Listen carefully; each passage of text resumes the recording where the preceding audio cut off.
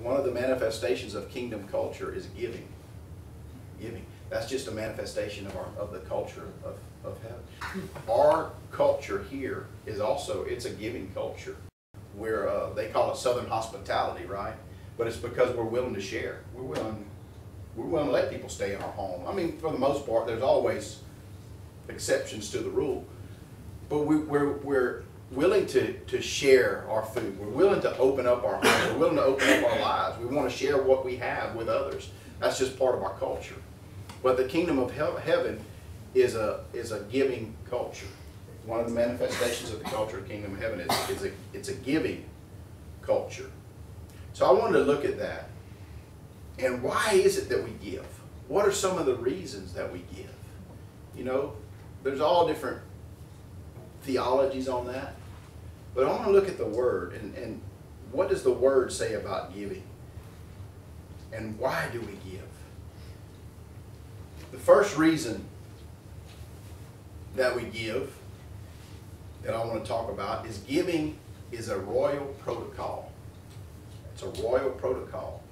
That when you come before a king, you bring a gift. That's a royal protocol. That's just what's the norm. You don't come into the presence of a king with nothing. You bring him something. You present something to the king. Royal protocol. Exodus 34:20 says this. But the firstborn of a donkey you shall redeem with a lamb. And if you will not redeem him, then you shall break his neck. And the firstborn of your sons you shall redeem. And get this part. This is what I want to point out. This is the Lord speaking. And none shall appear before me empty-handed. Now he's talking to the Israelites, the children of Israel, but God never changes, does he? He said he's the same yesterday, today, and forever. And he said, none shall appear before me empty-handed. Ooh. So the Lord was telling them that they couldn't even come before him, couldn't even come into his presence without a gift. Matthew 2:11. And when they had come into the house, they saw they saw the young child with Mary his mother, and fell down and worshipped him. And when they had opened their treasures, they presented gifts to him, gold, frankincense, and myrrh. First thing, these were kings. But the first thing they did when they saw the King of Kings, when they came into his presence, they gave a gift. Giving. When the Lord taught us to pray, when Jesus was teaching us to pray, he said, pray this way. Our Father, who art in heaven, hallowed be thy name. A gift of praise. A gift of worship before you ever even start talking to him. When you come into the presence of the King, you bring a gift. See the trend? 1 Kings chapter 10. And it's verse 1, 2, 10, 11, and 13.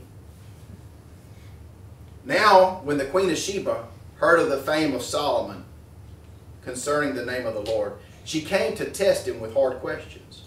She came to Jerusalem with a very great retinue. That's a group of advisors. With camels that bore spices, very much gold, and precious stones. And when she came to Solomon, she spoke with him all that was in her heart. Then she gave the king 120 talents of gold, spices in great quantity, and precious stones. There never again came such abundance of spices as the Queen of Sheba gave to King Solomon. Also the ships of Hiram, which brought gold from Ophir, brought great quantities of almug wood and precious stones from Ophir. Now King Solomon gave the Queen of Sheba all that she desired, whatever she asked, besides what Solomon had given her, according to the royal generosity. So she turned and went to her own country, she and her servants. So the Queen of Sheba comes before Solomon, and she just pours out gifts on him. She's seeking wisdom. She came to the right place. So she's pouring out gifts upon him so she can ask him questions. Then what's he do to her?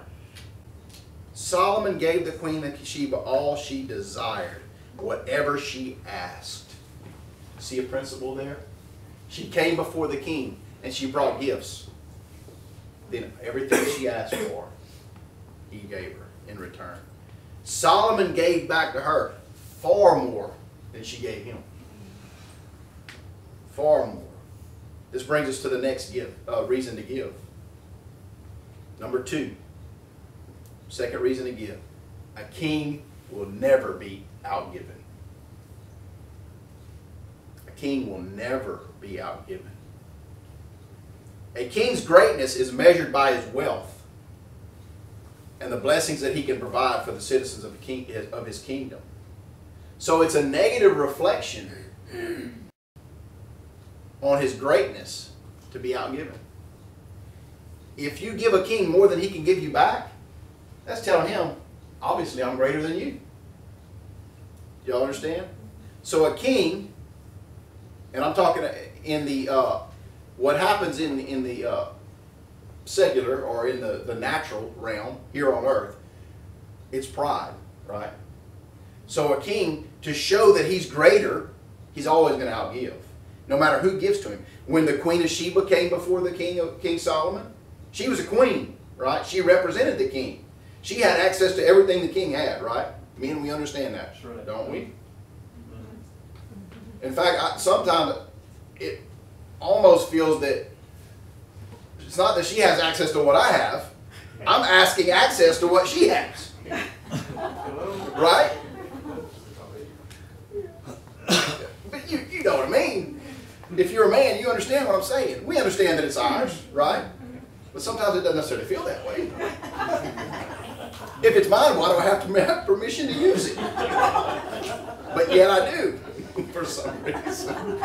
So anyway, the Queen of Sheba goes to Solomon, and she just poured. They brought gold, and they said they had never seen so much spice.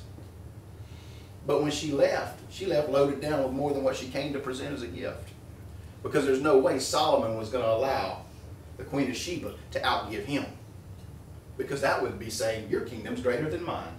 Because you can afford to give more than I can. So on earth, that becomes a pride thing between kings. But in heaven, the kingdom of heaven, it's just a simple fact. You can't outgive him. Because what do you have that compares? What do you have that compares to what the Lord owns? Much? Is your kingdom greater? Sometimes some people think that, right? But in reality, it doesn't even compare.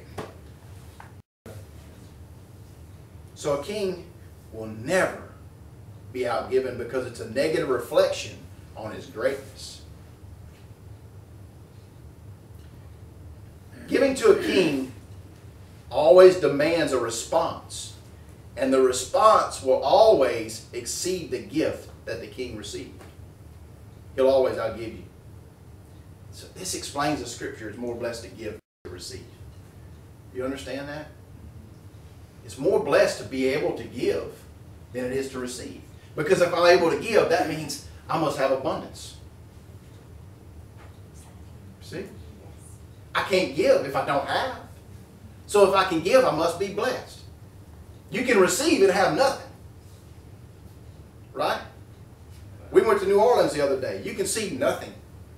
You can see people that are asking, give me, give me, give me, but they have nothing to give. So who's more blessed? The receiver or the giver? I think we take that wrong. I think we misunderstand that scripture a lot. The reason it's more blessed to give than to receive is because if you're given, you must be able. It's a reflection of what you have. That's right. Luke 6:38. Give, and it'll be given to you. Good measure, pressed down, shaken together, running over, will be put into your bosom. For with the same measure that you use, it will be measured back to you. Give, and it's given. Why? when you give, who are you giving to?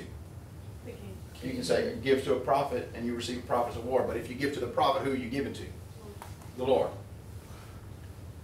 If you see somebody naked and you clothe them, who are you clothing? If you see somebody thirsty, you give them a drink. What's the scripture say? Who are you giving a drink to? Jesus said, you give it to me, right? And who is he? He's the King of Kings. So you're given to a king. So can you outgive him? He's going to give you exceeding abundantly more. Pressed down, shaken together, and running over. Pressed down, shaken together, and running over. Does it start making sense why these scriptures say that? Because a king is never going to be allowed to allow himself to be outgiven. When we give to the Lord will never be outgiven. This is the only thing he said to test him in, right? He said, test me. Try me. See if you can outgive me. See if I won't. You give and see if I won't open the windows of heaven and pour out a blessing on you so great you can't even contain it. Isn't that what he said? He dares us to try to outgive him. He just dares us. The third reason for giving. Worship demands a gift. The word worship comes from a compound worth - ship. To worship something is to assign it value, to place value on something. What you worship, you put great value on. Worth-ship. The gift that we bring before the Lord determines the value that we place on him. You get that? The gift that we bring before the Lord determines the value that we place on him. The most valuable gift that you can bring to the Lord is your heart. There's nothing that's more valuable than that to him. Isaiah 29:13 says this, therefore the Lord said, inasmuch as these people draw near to me with their mouths and honor me with their lips, but have removed their heart from me, and their fear toward me is taught by the commandments of men. Wow. They sing to me, they speak to me, but it's just with their mouth. It's just empty words because their heart has been withheld from me. They've withheld their heart from me. Don't withhold your heart from the Lord. Give him your heart. That's the greatest gift you could give him. That's the most important thing you could ever give him. That's the most precious thing, is your life. When I say your heart, I'm talking about your life. I'm talking about who you really are. Your spirit that you give to him. If you give him your heart, there's nothing you'll withhold from him. Nothing. The quality of the gift that we bring before the Lord is not measured, or the quality is not determined by the monetary value. The quality is not determined by the monetary value. You can't put a dollar sign on it. What he desires is our very best. That's what he wants, our very best. Luke 21, 1 through 4 says, and he looked up and saw the rich. Now, I want you to picture this in your mind. All right, they're at a service, okay? And they're picking up an offering. All right, Jesus is doing this. And he here is capitalized as Jesus. And Jesus looked up and he saw the rich putting their gifts in the treasury. Putting their money in the basket, right? And he saw also a servant. Always a servant, right? A certain poor widow putting in 2 mites. And he said, truly I say to you, that this poor widow has put in more than all. For all these have put in out of their abundance into the offering of God. But she, out of her poverty, in all her livelihood that she had. He said these rich people, they put in a lot of money, but they have a lot of money. So they got a lot left. But this little lady put in everything she had. Now the reason I said to picture that, because I want you to think about that service. I want to think about you to think about Jesus what he was doing.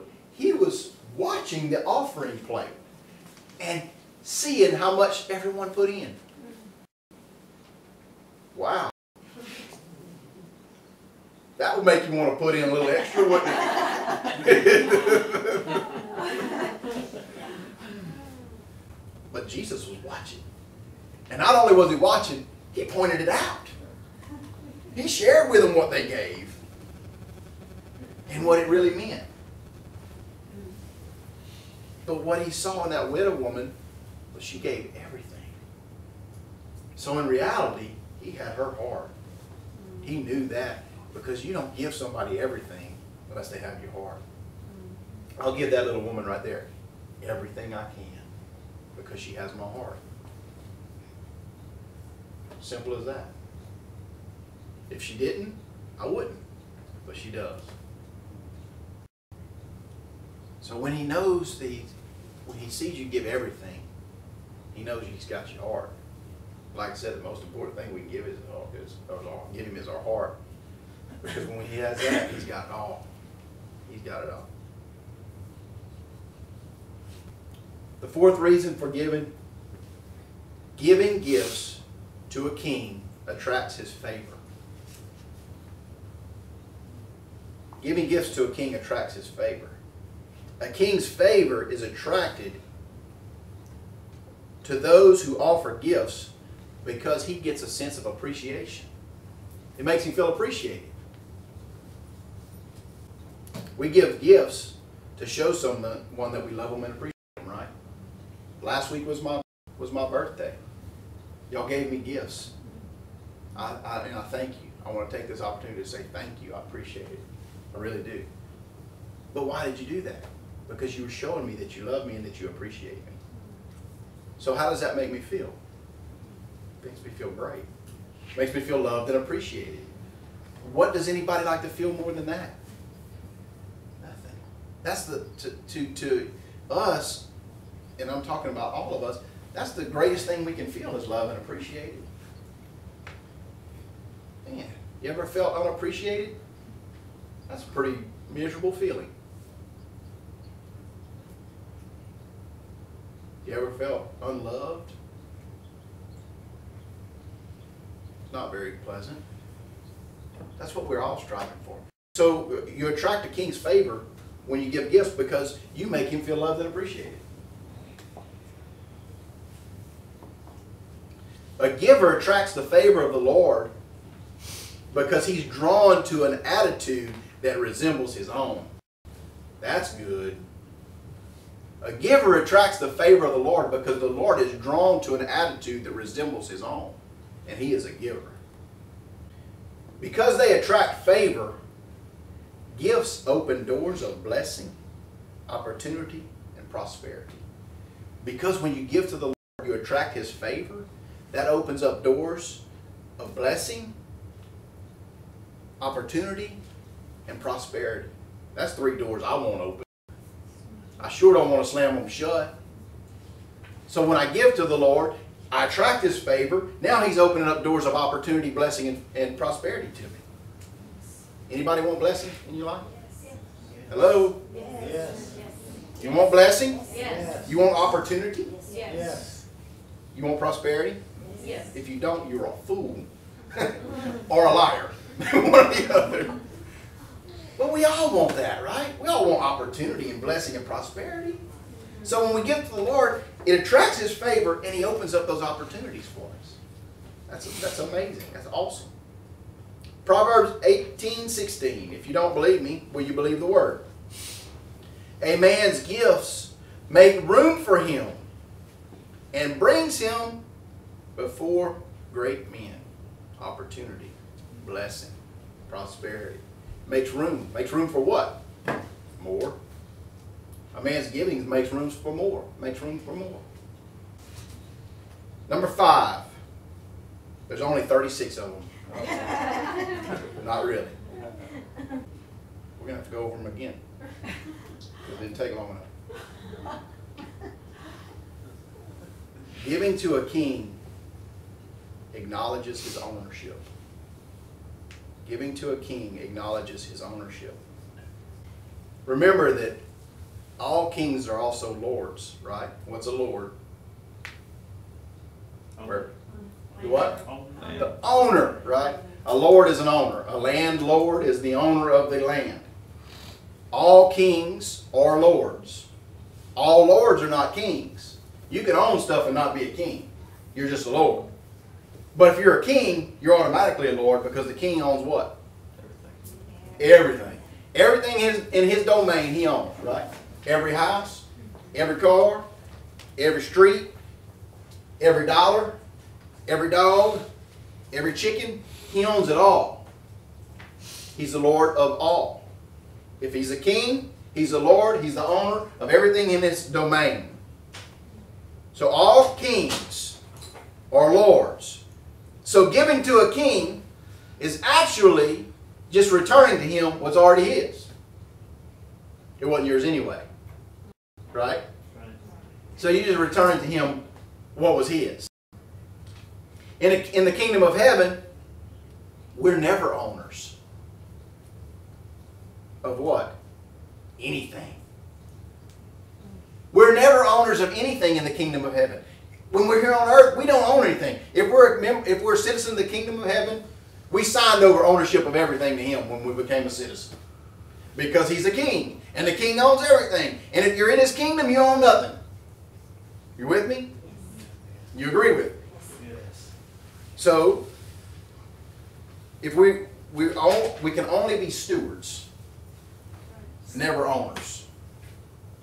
What did he give Adam and Eve in the garden? Did he give them ownership of the garden? Stewardship. He gave them dominion, which is what? Stewardship. I'll let you run all this for me. You don't own it. If they own it, he couldn't have kicked them out. Right. But he did. Right? He could have done that had they owned it. He didn't give them ownership. He gave them dominion, stewardship. Everything that you own, everything that you have, the Lord owns. If you're a member of the kingdom, if you're a citizen of the kingdom. That way, when he tells you to give, you can give because it wasn't yours anyway. Like I said a while back, it's easy for me to give somebody else's stuff away. That's not a big deal. I'll give your stuff away all day long. Mine, a little tougher if I see it as mine. So I can never see it as mine. I'm only a steward of it. So if he tells me to give it, then give it. It's his. If you got some of my stuff, and I say, hey, take that stuff of mine that you've got and go give it to so-and-so, would that be tough for you to do? No. And not only that, you're kind of required to do that because it's my stuff, right? If I let you borrow, what can I let you borrow? Car? No, let's not go that far. That's tough. Let's start simple. How about a hammer? I have no trouble giving away tools. If I let you borrow a hammer, and you call me and say, hey, I still have your hammer, and I say, oh, that's okay. Give that to Jarson.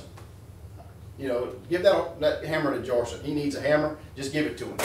Would that be tough for you to do? No. Why? Because it wasn't yours. So the things that you have, if you don't see them as yours, if you see them as the Lord's, and he tells you to give them, it ain't a big deal. Why? Because it wasn't yours. Why else? Because you can't outgive a king. So when he gives you the hammer, when you give the hammer away, you'll get something else better than the hammer. And that ain't hard to do. It ain't hard to get something better than a hammer. Hammer's better than a shovel. Shovel's better than a post hole digger. See? But he's going to give you something more. And it didn't cost you anything anyway. It was his to start with. Isn't that cool? Everything harvested by the Jews, they were required to bring the first fruits as an offering and give them to the Lord. Every time they harvested a crop, they were to bring the first fruits and present it to the Lord. Right? That was part of the law of Moses. The same was done with the firstborn of every animal. Every sheep, goat, cow, pig, horse, whatever. Well, not pig. They weren't supposed to have pigs. Some of them did, right? They got demon possessed though and ran into the sea, drowned themselves. But every animal that they have, the firstborn was to be dedicated, offered to the Lord. Isn't that neat? The first fruits, the first of the livestock. It kind of sounds like our tithe, doesn't it? The Lord had given them those animals anyway, so did it really cost them anything? Not really. Then every calf that cow had after that, they owned. But that first one, that was the Lord's. That's what sometimes people struggle with the tithe. Man, you get to keep 90. He gave it all to you. And he said, now give me back 10%, you keep the 90. That's a pretty good deal. But people balk over that. You mean I have to give God 10%? Well, he gave you 100. It's not a big deal to give him back 10, but then he said, if you give me back the 10, then we'll bless you. That's a really good deal. Y'all with me on that? Yes.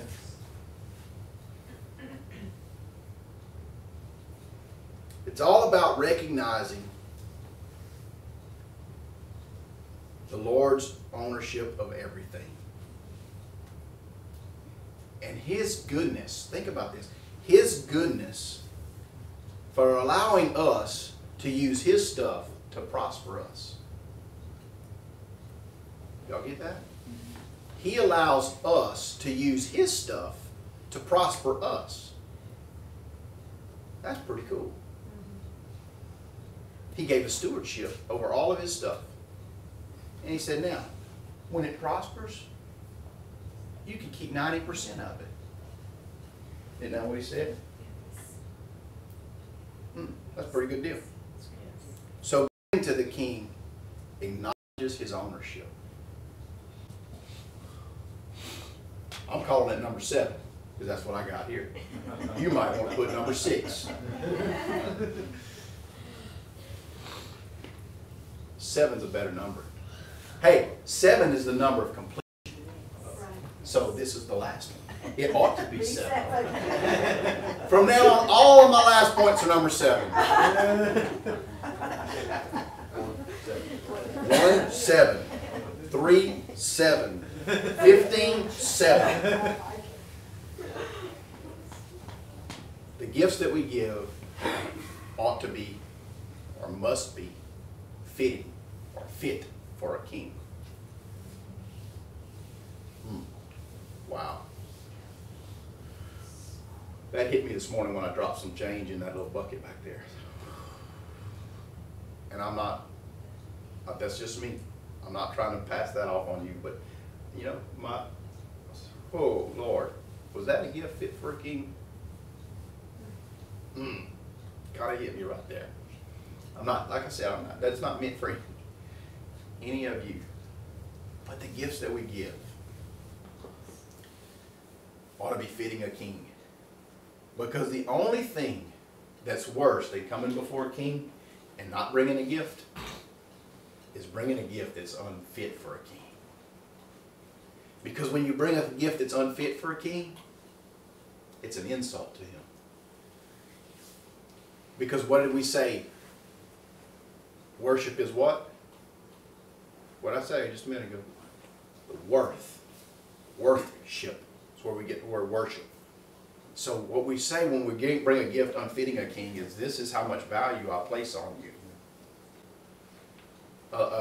Giving a gift that's unfit for a king shows that we do not appreciate the authority of the king.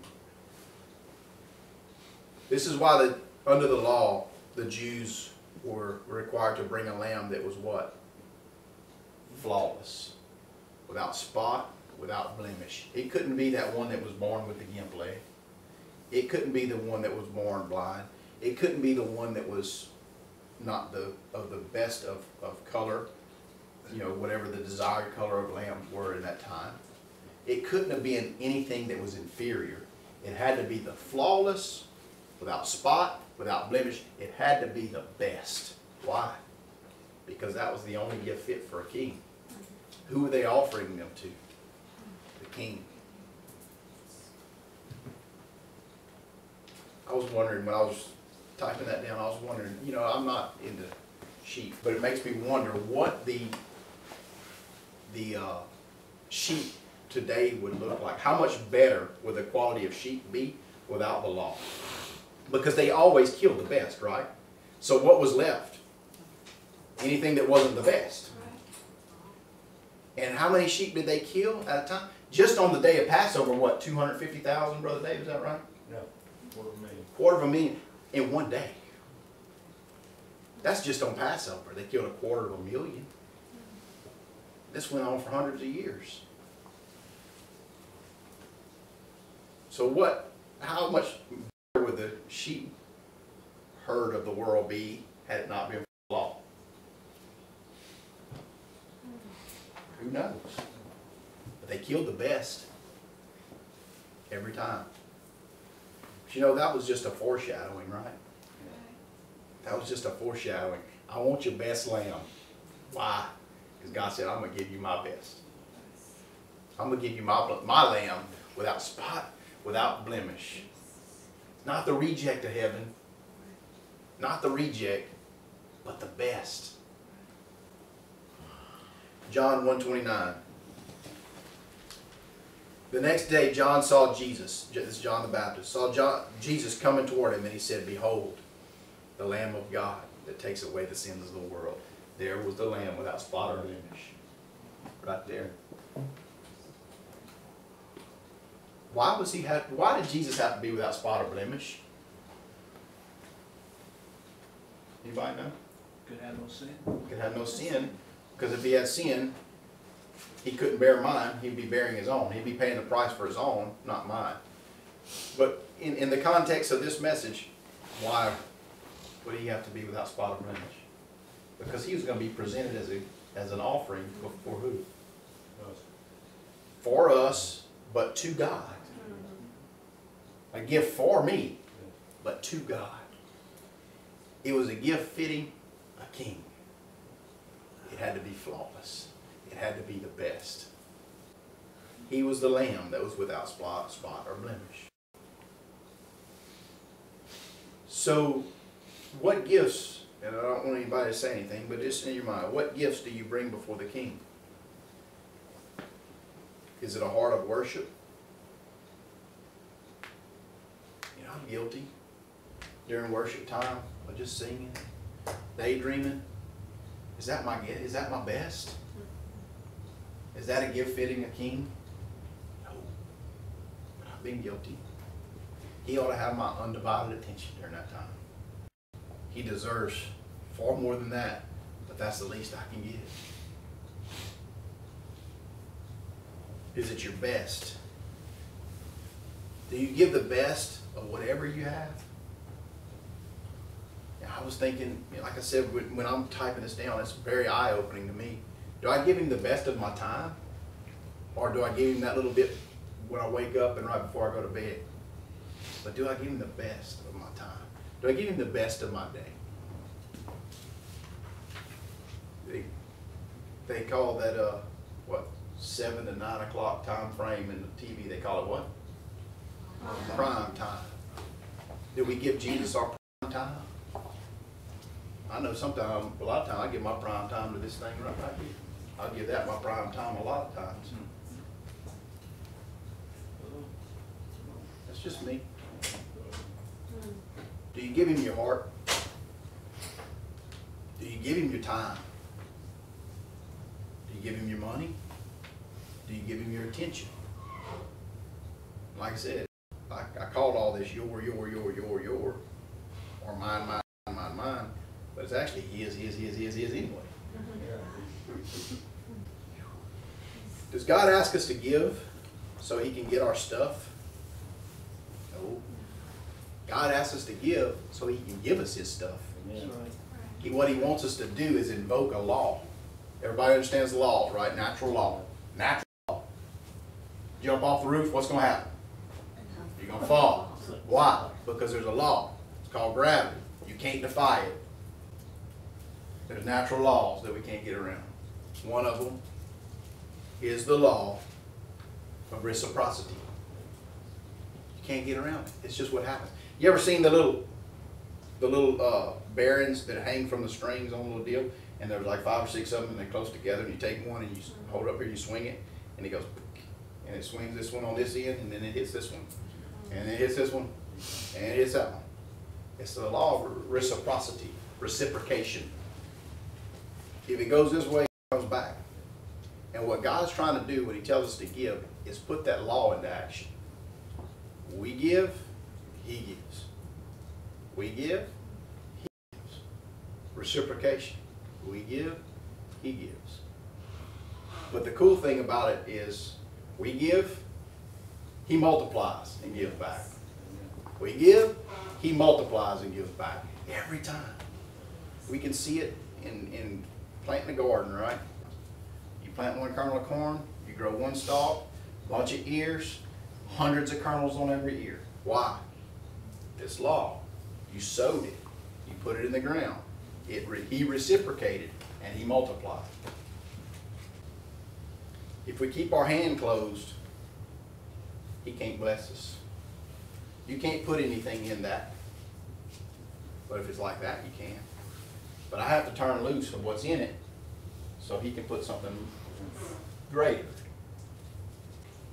I read a story a while back about a little girl, and she was with her dad, and they were at the little drugstore, and she saw a string of faux pearls, you know, the little cheap costume jewelry, and she wanted them. And she asked her daddy and asked him, you know how kids can be. If not, take one to a store.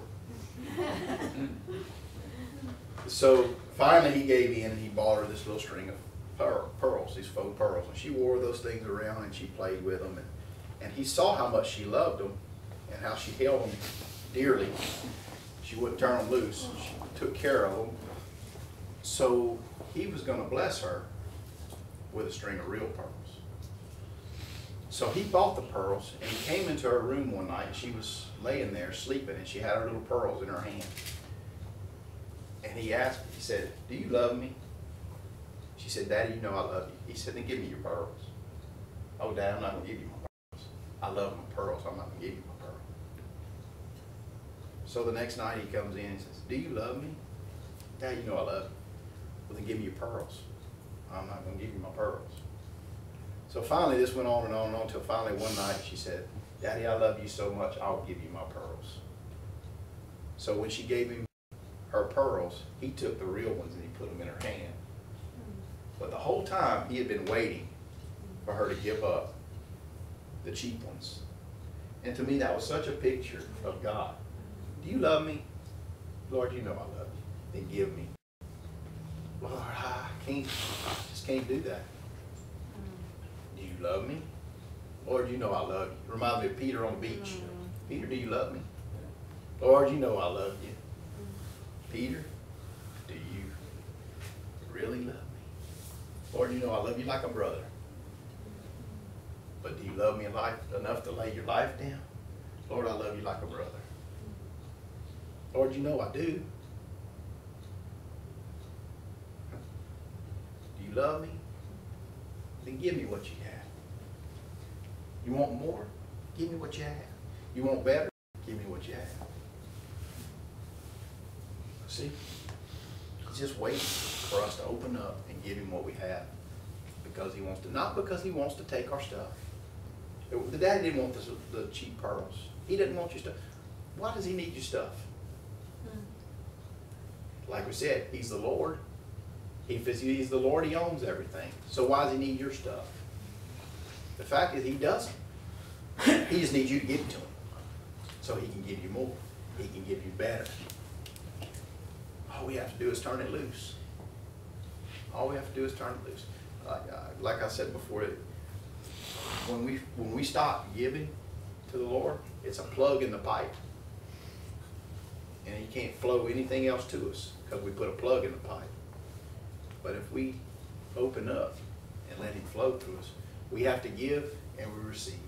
Give, receive, give, receive, give, receive. He desires to give to others, but he wants to do it through you. That's the cool thing. He doesn't just rain things down on people. He tells other people to give it to them. Why? So he can bless them both. Isn't that cool? God's told me to give people things before, and I gave it to them. Why? So He could bless them, right? God told me to bless you with this. Here. But why? So He could bless them, yeah. But now He's going to bless me. So He killed two birds with one stone. Right? You get it? Yes. I'll cause men to give to your bosom. I'll cause men to give to your bosom. That's us. It's a principle of the kingdom. When we give, we resemble Him more. You want to be like Jesus? Give. Give. Give. You want more? Give more. Simple. Amen?